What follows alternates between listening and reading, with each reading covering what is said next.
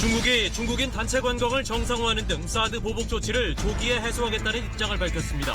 미세먼지 문제 해결을 위해서도 한중이 적극 협력하기로 했습니다. 청와대가 북한 비핵화와 관련해 미국이 거론하는 선 핵폐기 후보상 방식은 불가능하다며 단계적 포괄적 해법에 무게를 두었습니다. 트럼프 대통령은 한미 FTA 개정을 북미 협상 타결 뒤로 미룰 수 있다며 비핵화 협상의 주도권 의지를 드러냈습니다. 문무일 검찰총장이 자치경찰제 도입을 전제로 한 수사권 조정을 언급한 데 대해 청와대가 수사권 조정이 늦어진다며 거듭 비판했습니다. 이철성 경찰청장도 수사권 조정은 시대적 요청이라고 응수했습니다. 이명박 전 대통령에 이어 부인 김윤옥 여사도 검찰 조사를 거부하고 있어 검찰의 개획에 차질이 빚어지고 있습니다. 검찰은 이 전 대통령의 구속기한을 다음 달 10일까지로 연장해 일단 시간을 확보했습니다. 이명박 정부 시절 묻지마식 해외 광산 투자 사례를 내부 자료를 단독 입수해 고발합니다. 혈세 4천억 원을 쏟아부으면서도 최소한의 경제성 검토조차 하지 않았습니다. 여러분 안녕하십니까? 3월 30일 금요일 KBS 9시 뉴스입니다. 중국이 사드 보복 조치를 조기에 해소하겠다는 입장을 밝혔습니다. 미세먼지 문제 해결을 위해서도 협력하겠다고 했습니다. 첫 소식 김지숙 기자가 보도합니다. 양지츠 중국 외교 담당 정치국 위원이 시진핑 주석의 특사 자격으로 문재인 대통령을 예방했습니다.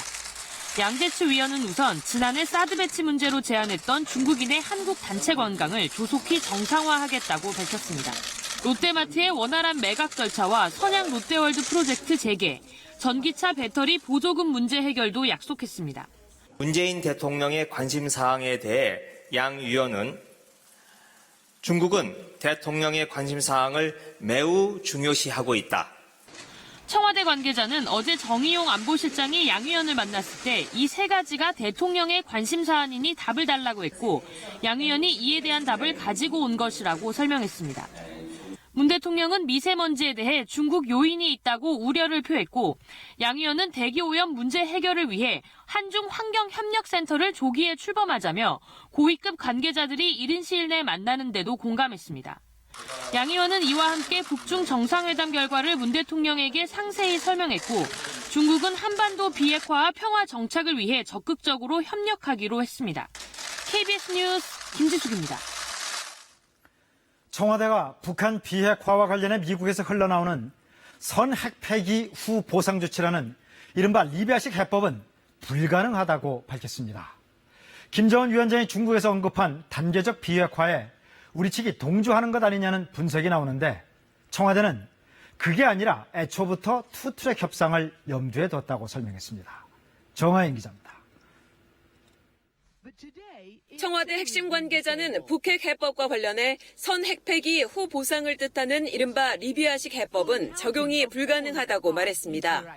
북핵 문제는 일괄 타결로 끝나는 게 아니라 순차적 검증과 폐기 단계를 밟아나갈 수밖에 없다면서 미 백악관 일각의 비핵화 구상으로 알려진 방식에 반대 견해를 밝힌 겁니다. 이 같은 입장은 김정은 북한노동당 위원장의 단계적 조치 발언과 맞물리면서 청와대의 북핵 해법 기조가 변한 게 아니냐는 관측을 불러왔습니다. 복잡한 연결고리를 한 번에 끊어낸다는 뜻인 고르디우스의 매듭을 언급하며 일괄 타결로 흘렀던 기류가 달라졌다는 겁니다. 하지만 청와대는 단계적 포괄적 협상 원칙은 핵 동결, 핵 폐기라는 2단계론과 함께 문재인 대통령의 일관된 구상이라며 달라진 건 없다고 밝혔습니다. 고르디우스 매듭 역시 과거와 달리 지금은 정상 간 큰 틀의 합의 이후 추가 협상을 해나가는 이른바 톱다운 방식을 강조했을 뿐이라고 설명했습니다. 이에 따라 남북정상회담도 한반도 비핵화 등 선언적 합의에 이어 핵사찰 수용과 테러 지원국 해제 등 실행 방향을 논의하는 수순이 검토 중인 것으로 알려졌습니다. KBS 뉴스 정하연입니다. 미 오하이오주에서 연설에 나선 트럼프 대통령입니다. 한국과 FTA 개정 협상을 훌륭하게 잘 해냈다고 자랑합니다. 그런데 불쑥 북미 협상이 타결될 때까지 한미 FTA 개정을 미루겠다고 말합니다. I may hold it up till after a deal is made with North Korea because it's a very strong card And I want to make sure everyone is treated fairly. 이는 트럼프 대통령의 트위터에 FTA 협상을 가리켜 위대한 합의다. 이제 중요한 안보 관계에 집중하자고 한 지 불과 하루 만에 나온 말입니다. 돌출 발언의 배경에 궁금증이 일고 있는 가운데 북핵 협상에서 미국이 앞으로 더욱 강력한 주도권을 행사할 것이라는 관측이 나오고 있습니다. 박유한 특파원의 보도입니다. 오늘 연설은 중간선거를 앞두고 경합주인 오하이오에서 이루어졌습니다. 북미 회담에까지 연계해 한미 FTA 개정을 강조한 것 역시 국내 정치용 의도가 있다는 분석이 나오는 이유입니다. My administration is fighting every day to protect and defend and grow American jobs. 지난 24일 한미 FTA 개정 협상 타결 소식을 가장 먼저 전한 건 트럼프 대통령이었습니다. Deal with South Korea is very close to being finished, and we're going to have a wonderful deal with a wonderful ally. 불과 엿새 뒤 돌출 발언이 나온 겁니다. South Korea has been wonderful, but we'll probably hold that deal up for a little while, see how it all plays out. 이 엿새 사이에 북중 정상회담이 전격적으로 이루어졌고 남북 정상회담 날짜가 잡혔습니다. 북중 관계 회복 속에 철저한 한미 공조가 더 기묘해진 상황. 트럼프 대통령은 완전한 비핵화를 목표로 무역을 지렛대 삼아 한국을 압박한다는 분석이 나옵니다. 미국의 언론들은 북이 핵을 포기하도록 하기 위해 트럼프 대통령에게 한국의 도움이 필요한 상황이라고, 그래서 대북 협상에 한미 FTA를 지렛대로 삼았다고 분석했습니다. 워싱턴에서 KBS 뉴스 박유환입니다. 북한과 중국이 맞닿은 곳 접경지역 단둥은 북중 관계 개선 움직임에 지금 촉각을 곤두세우고 있습니다. 그동안 대북 제재 직격탄을 맞아 침체됐던 단둥에는 변화의 기대감이 일고 있다고 합니다. 현지에서 강민수 특파원이 전해드립니다. 북한 신의주가 훤히 내려다보이는 압록강 중국 측의 월량도. 이곳 대형 전광판에 김정은과 시진핑 주석이 만나는 북중 정상회담 뉴스 장면이 반복적으로 나옵니다. 접경 지역 주민들의 기대감도 큽니다.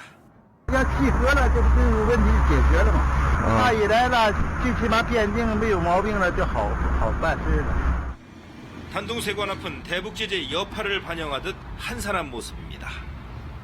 하지만 침체되어 있던 단둥의 이 무역상 거리에도 조금씩 활기가 돌기 시작했습니다. 꼭 닫혔던 사무실들이 하나둘 문을 열기 시작했습니다. 이번에 방송을 해서 혹시 이게 풀리지 않을까 하는 기대감도 많이 가지고 있고 술술 준비해서 잘 되길 바라죠. 하지만 기대는 기대고 현실은 현실입니다. 북한에서 중국 쪽으로 세관문이 열리는 시간. 압록강 다리를 넘어오는 북한 화물차가 채 20대가 되지 않습니다. 중국에서 북한으로 넘어가는 세관 하역장도 한산한 분위기입니다. 대북 제재로 금수 품목이 많아 실려있는 것은 대부분 과일입니다.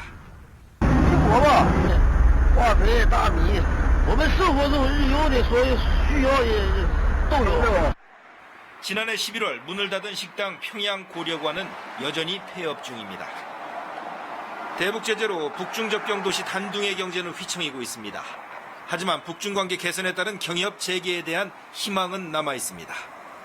월량도의 광고판에는 밤늦게까지 북중 정상회담 장면이 반복되고 있습니다. 단둥에서 KBS 뉴스 강민수입니다. 다음 소식입니다. 문무일 검찰총장이 어제 주장한 선자치경찰제 후 수사권 조정 방안에 대해 청와대가 정면 반박하고 나섰습니다. 검찰에게 부여된 과도한 권한을 분산하겠다며 검찰 권한 견제 방침을 거듭 천명해서 청와대와 검찰 간 갈등이 표면화되는 양상입니다. 김기현 기자입니다. 자치경찰제 도입을 전제로 검경 수사권 조정이 돼야 한다는 문무일 검찰총장의 어제 발언에 대해 청와대 핵심 관계자가 실현 가능성이 의문이라면서 정면으로 반박했습니다. 문 총장 말대로 자치경찰제가 완전히 시행된 다음 수사권을 조정하면 시기가 늦어질 거라는 겁니다. 또 문 총장의 자치경찰제는 중앙경찰 수사권을 거의 없애고 지방경찰에게 권력을 넘겨주는 형태라며 문 대통령 공약과 다르고 바람직하지도 않다고 못 박았습니다. 현 정부 주요 국정과제 중 하나인 검찰 권한 견제 방침을 다시 한번 명확히 한 겁니다. 검찰은 정치 권력의 이해 내지 자기 조직의 기득권 유지를 위해서 검찰권을 오남용해왔습니다. 거대한 검찰권을 분산하고 상호 견제되도록 검찰을 개혁해야 합니다. 청와대는 다만 행자부와 법무부가 추진 중인 수사권 조정 협의 과정에 검찰 목소리가 반영되지 않고 있다는 지적은 수용했습니다. 이를 위해 조만간 박상기 법무부 장관이 문 총장을 만나 의견 수렴에 나설 계획이라는 게 청와대의 설명입니다. 청와대는 문 총장의 수사권 조정 발언이 적절한지 여부도 지켜보겠다고 말해 검찰이 자치경찰제를 계속 전제 조건으로 고수할 경우 추가 조치 가능성도 내비쳤습니다. KBS 뉴스 김기현입니다. 경찰은 수사권 조정은 조직 이기주의가 아니라면서 검찰과의 대립을 피하면서 새 정부 정책 방향에 화답하고 나섰습니다. 이철성 경찰청장은 수사권 조정은 국민을 위한 시대적 요청이라고 말했습니다. 황경주 기자입니다. 이철성 경찰청장은 비교적 차분했습니다. 전국 경찰 화상회의에서 이 청장은 모두 발언 중간부가 돼서야 수사권 조정에 대해 운을 띄웠습니다. 검경 수사권 조정의 출발점은 국민에 있다며 경찰 이기주의가 아니라고 말했습니다. 조직 이기주의나 경찰을 위한 것이 아니라 국민을 위해 거스를 수 없는 시대적 요청입니다. 경찰의 권한이 너무 커지는 게 아니냐는 우려를 잘 알고 있다며 자치경찰제 도입 등으로 민주적 통제를 높이겠다고 말했습니다. 인권보호와 국민 편익 증진에 초점을 맞추고 보다 높은 수준의 전문성과 인권의식을 갖추기 위해 노력할 것입니다. 문무일 검찰총장이 경찰이 수사 종결권을 갖는 건 상상 불가라며 반발한 것과 달리 이 청장은 검찰을 언급조차 안 했습니다. 수사권 조정안 협의가 경찰에 비교적 유리하게 흘러가고 있어 소모적인 대립은 피하는 모양새입니다. 정부는 검찰의 수사 지휘권을 없애고 영장 청구 이의 제기권을 경찰에 주는 방향으로 조정안을 마련 중입니다. 이 청장은 정부의 최종안과 향후 국회 논의에서도 의미 있는 결론을 내도록 하겠다고 덧붙였습니다. KBS 뉴스 황경주입니다. 일본 정부가 법적 구속력이 있는 학습 지도 요령을 개정해 독도는 일본 땅이라고 의무적으로 가르치도록 했습니다. 아베 정권의 독도 도발이 올 들어 더욱 체계적으로 진행되고 있습니다. 도쿄에서 이민영 특파원이 보도합니다. 올 1월 일본 수도 도쿄 한복판에 영토 상설 전시관이 문을 열었습니다. 독도가 일본 땅이라는 걸 알리겠다며 중앙정부가 처음 나선 겁니다. 領土主権に関する内外発信の要になるものと認識しております. 그리고 이번엔 교과서 도발로 이어졌습니다. 오늘 확정 발표한 일본의 고교 학습 지도 요령입니다. 독도가 일본의 고유 영토임을 다루도록 한다고 명시했습니다. 그동안 없었던 독도라는 표현이 처음 등장했습니다. 또 생각구열도, 중국명 다오의 다오도 자신들의 영토라고 적었습니다. 법적 구속력이 있는 최상위 규제여서 모든 학교와 교과서에 적용됩니다. 지난해 초중학교에 이어 이번에 고등학교까지 확대하며 아베 정권의 무경화 교육 시스템이 완성 단계에 접어든 겁니다. 한국과 중국을 겨냥하고 있어 대북 대화 국면에 소외된 일본에겐 자충수가 될 수도 있지만 사학 스캔들로 위기에 몰린 아베 정권에겐 지지 세력 결집이 더 급했다는 해석이 나오고 있습니다. 우리 외교부는 주한 일본 대사를 불러 엄중 항의하고 왜곡된 학습 지도 요령의 즉각 철회를 요구했습니다. 도쿄에서 KBS 뉴스 이민영입니다. 또 한 명의 위안부 피해 할머니가 우리 곁을 떠났습니다. 일본 정부의 사과 한마디를 듣고 싶다던 안점순 할머니의 마지막 소원은 끝내 이루어지지 않았습니다. 박혜진 기자입니다. 1942년 14살의 나이에 일본군 위안부로 끌려갔던 안점순 할머니. 어린 나이에 겪었던 할머니의 지옥 같은 삶은 조카 딸의 신고로 48년이 지나서야 세상에 알려지게 됩니다. 2000년대 들어 할머니는 피해 사실을 공개 증언하기 시작했고 지원단체의 도움을 받아 평화 인권 활동가로 나섰습니다. 좋은 사랑을 해주셔서 좋은 행사가 이루게 감사합니다. 한일 위안부 합의 뒤에도 위로금 받기를 거부했던 안할머니. 억만금도 필요 없다던 할머니의 마지막 소원은 단 하나.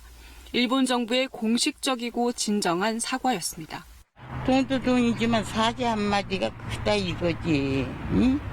저희 잘못될 때는 그 말 한마디로 그 하기가 그렇게 힘이 들어.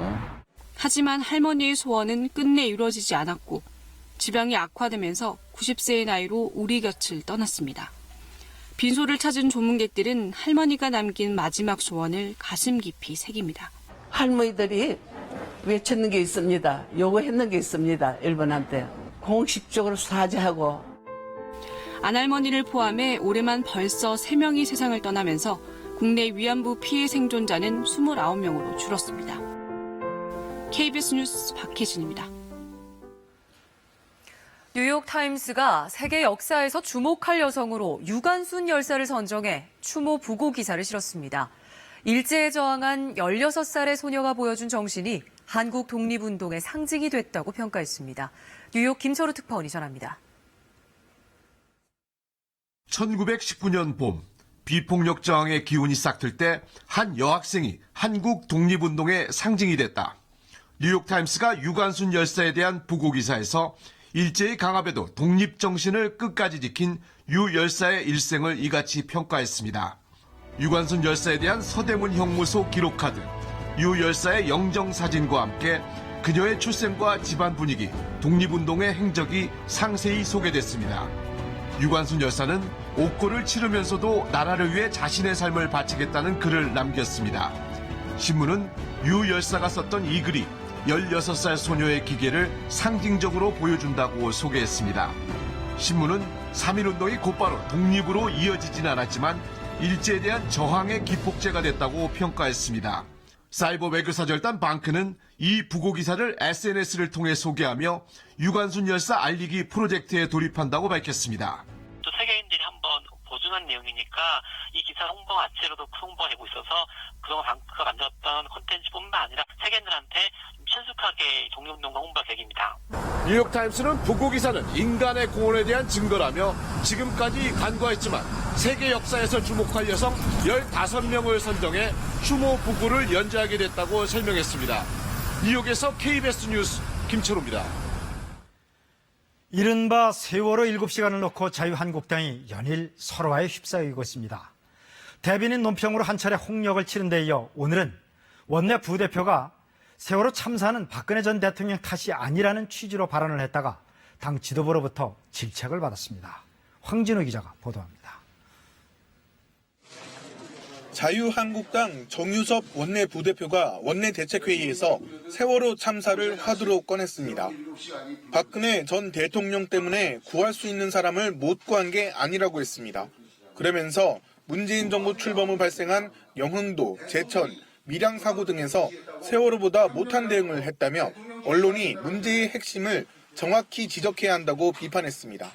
대통령 지시나 대응에 따라 구조될 사람이 구조되고 구조 안 될 사람이 구조되는 것이 아닙니다. 사고 대응은 현장 지휘관에 책임해야 합니다. 곤혹스런 표정으로 이를 지켜보던 김성태 원내대표는 정 의원의 발언이 부적절했다고 질책한 것으로 전해졌습니다.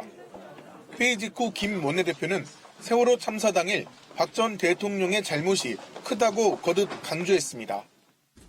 남들 모두 열심히 일하고 있는 시간에 침실에 있었다는 것은 어떤 경우는 용납되어질 수 없는 현실이죠.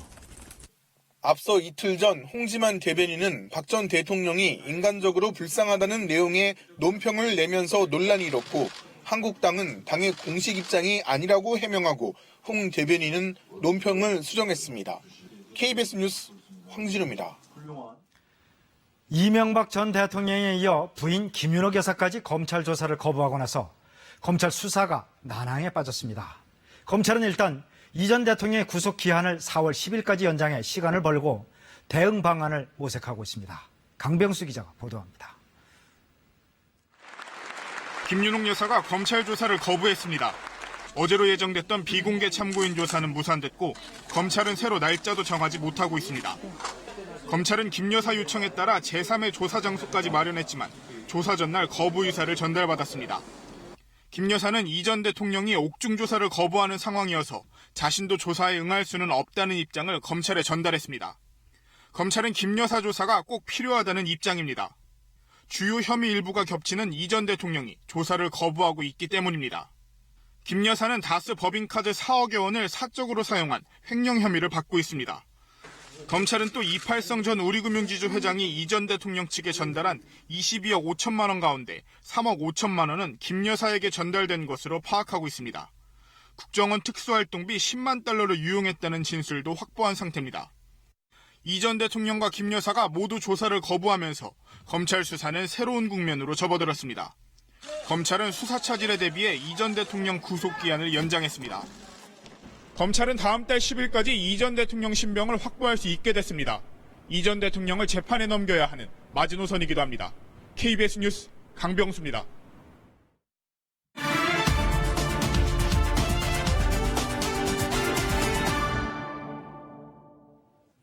광물자원공사가 창립 51년 만에 역사 속으로 사라집니다. 정부는 올해 말까지 광해관리공단과 통폐합하기로 오늘 결정했습니다.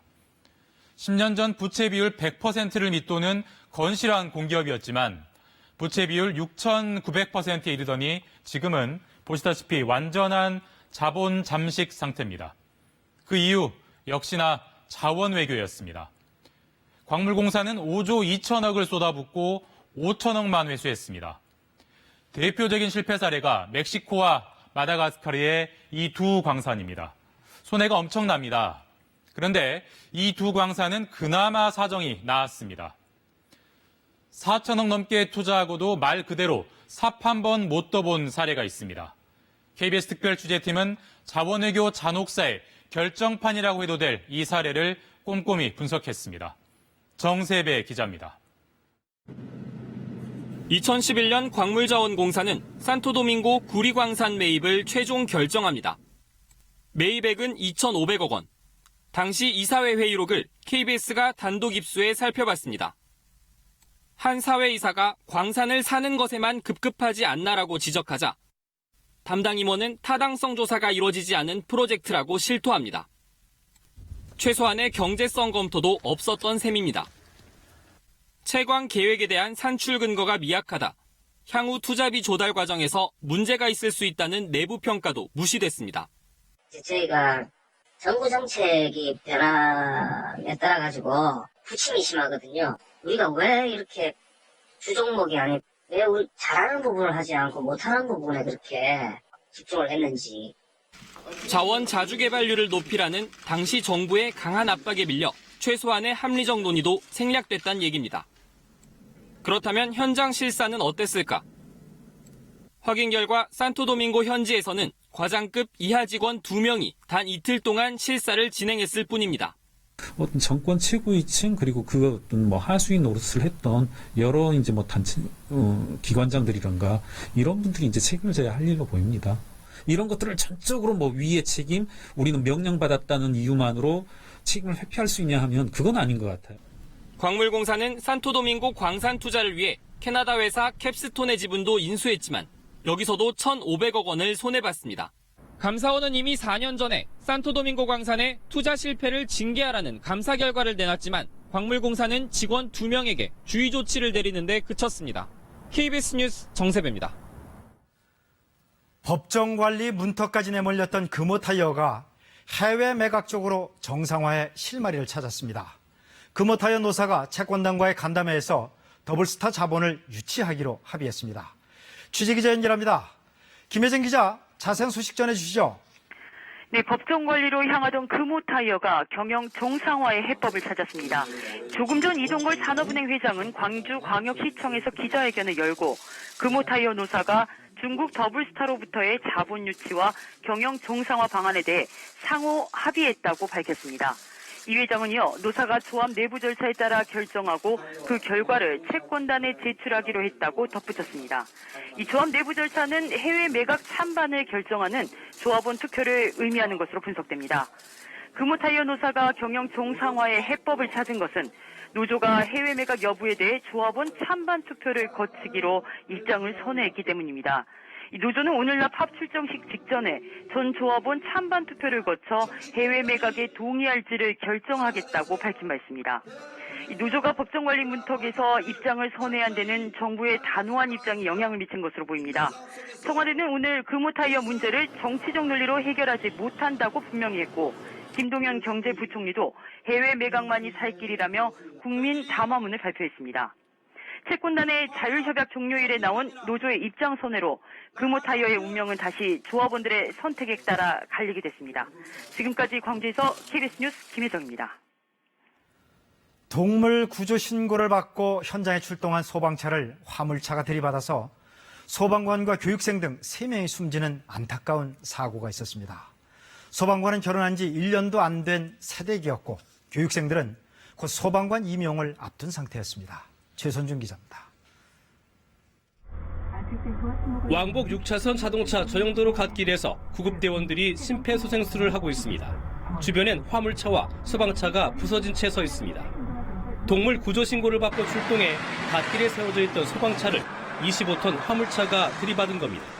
차를 세우고 어떤 구조나 그런 업무를 하는 과정에서 3분이 밖에 이제 내려 있었고, 근데 이제 화물차가 뒤에서 지나갔던 화물차가 보지 못하고 추돌을 해서 이 사고로 29살 김모 소방관과 23살 문모 씨를 비롯한 소방교육생 2명 등 모두 3명이 숨졌습니다.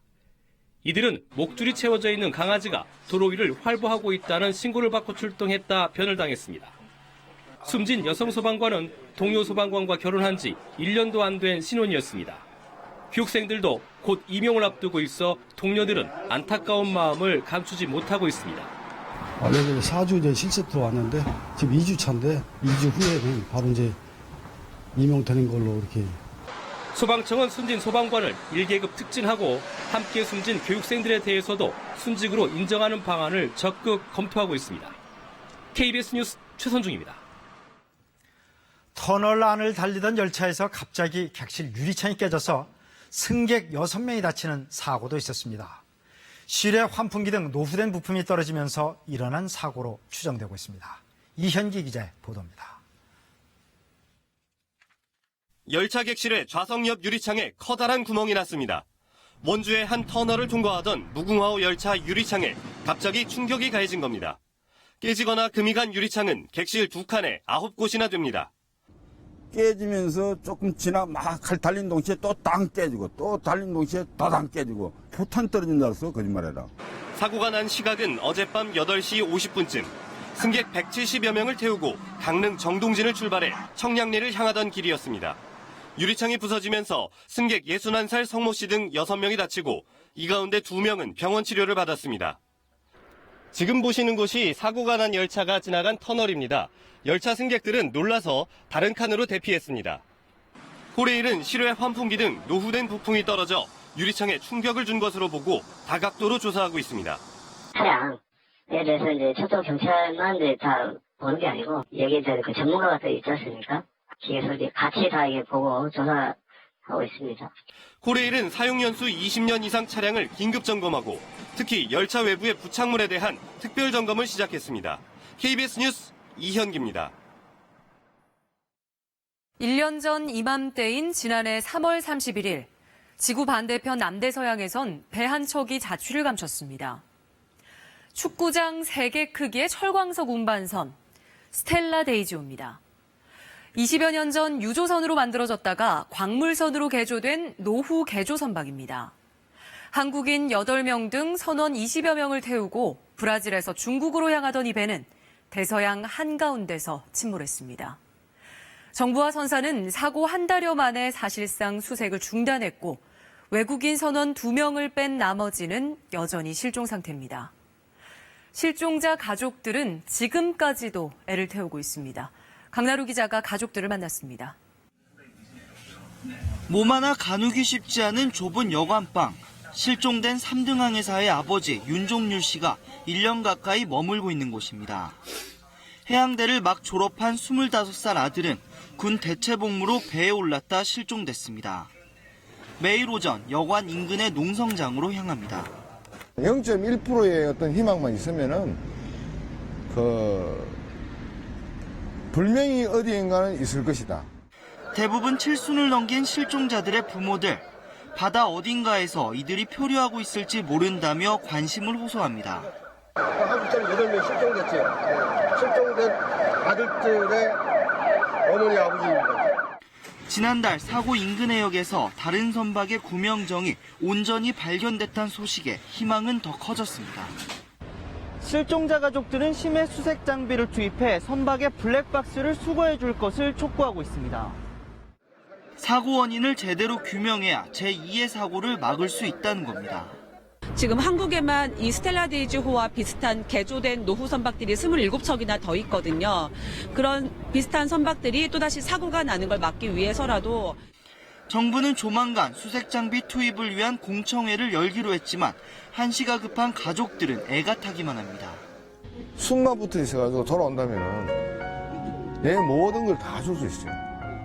내 모든 장기면 내가 가지고 있는 모든 걸 다 줘서라도. KBS 뉴스 강나루입니다. 70년 전 제주 4.3의 소용돌이 속에 고향을 떠난 도민들이 적지 않은데요.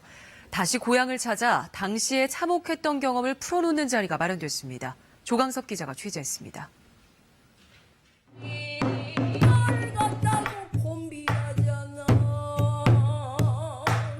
4.3의 한을 풀어내는 판소리 연주에 이어 주름진 얼굴에 77살 이삼문 씨가 무대에 올랐습니다.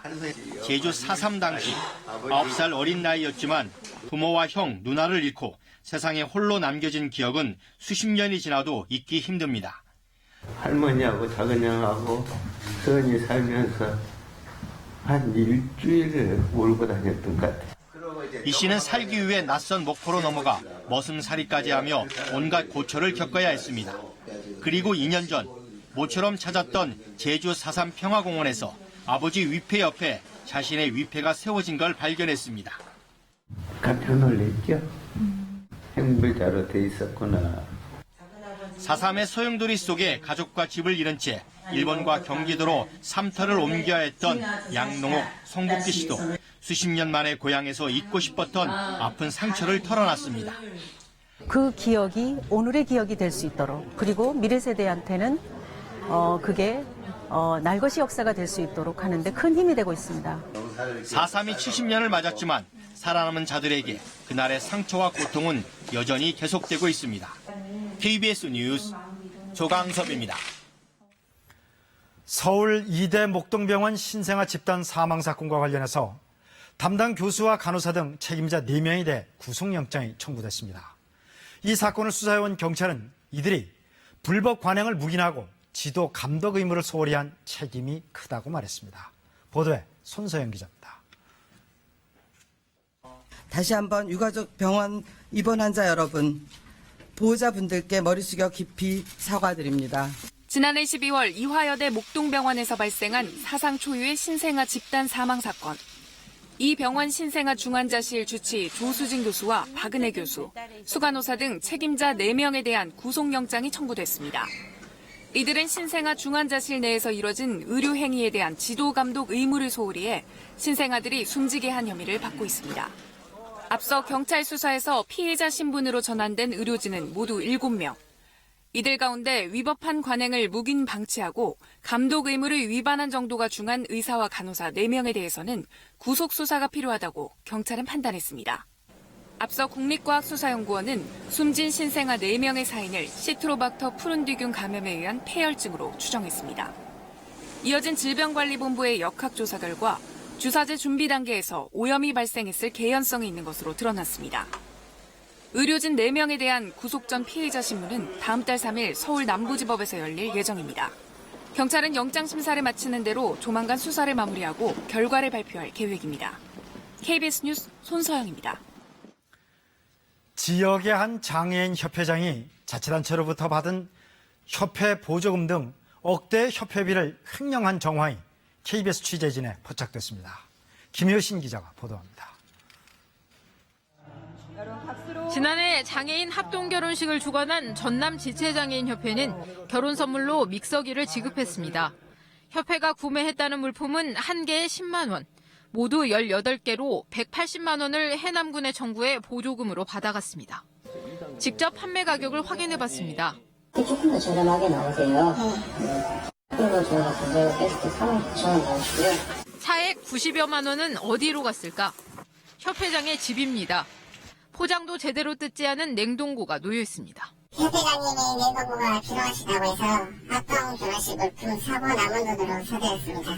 방 안에는 지난해 장애인의 날 행사 때 장애인들에게 지급했어야 할 TV도 버젓이 놓여 있습니다.